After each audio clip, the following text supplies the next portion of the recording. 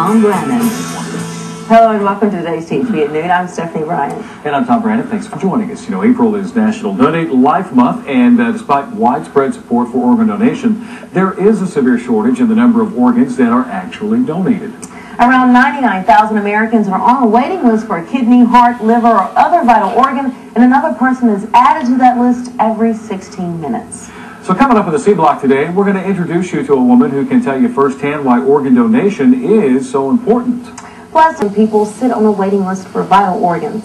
According to the Arkansas Regional Organ Recovery Agency, the biggest reason for not donating is lack of education about the subject. In our C Block today, we will help educate you on the organ donation process. Carolyn Berry joins us, who will share firsthand on how organ donation can help save lives. According to U.S. government statistics right now, there are almost 99,000 people on the waiting list for organ donation. Last year, there were just a little more than 100 organ donors. Join us after the break in the C Block. We are talking with Carolyn Berry, who will tell us how helpful organ donation can be. And Audrey Brown from Aurora will tell us how you can become an organ donor right after the break. To the C Block, only 35% of licensed drivers and ID card holders in America are registered organ donors. Meanwhile, almost 100,000 people sit on a national waiting list for vital organs or tissue transplants. And because of this, April has been named National Donate Life Month in order to help educate Americans on the importance of organ and tissue donation. And today we are joined by Carolyn Berry, who will tell us her important story of why organ donation is so important, and Audrey Brown here with Aurora, who can give us some statistics on how you can become an organ donor yourself. Talk about how many Arkansans are on the waiting list for. Well, currently there are about 300 Arkansans on the waiting list. That number does fluctuate up and down depending on how many people have either received organs, or unfortunately the number does sometimes go downward when people are not able to get an organ. Yeah. And then nationally there are about 100,000 on the waiting list, and that number also does fluctuate up and down. What are people on the waiting list waiting for? What is the predominant, whether it's a kidney or...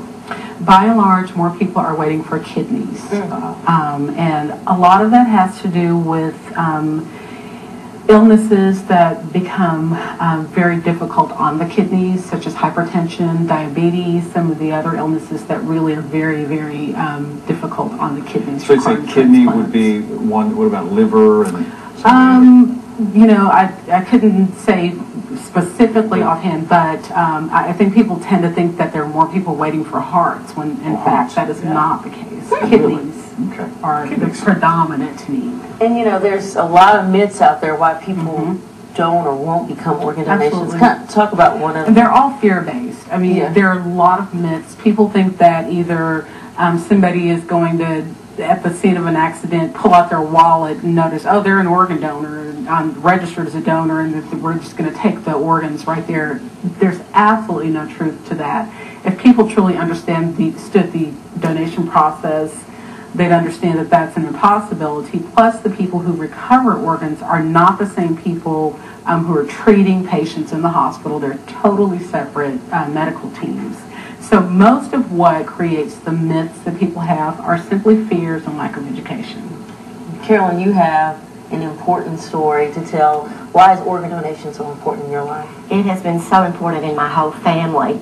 In the 1980s, my mother had double cornea transplants, and now she's a very vibrant, healthy, independent living 80-year-old lady. In 2001, my older brother had a heart transplant.